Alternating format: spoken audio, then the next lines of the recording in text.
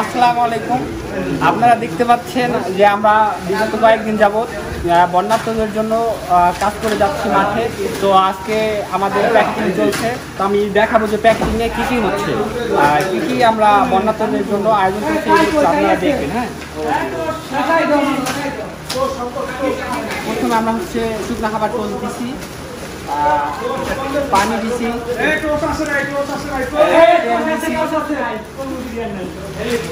আলু আছে 1 কেজি, লবণ আছে 2 প্যাকেট, ডাল আছে, মিঠাই আছে, এখানে আছে পেঁয়াজ, শুকনা খাবার চিড়া, এখানে শুকনা মরিচ 2 প্যাকেট, এবং এখানে আছে চাল, আর হচ্ছে মোমবাতি, গ্যাস লাইট, আবার হচ্ছে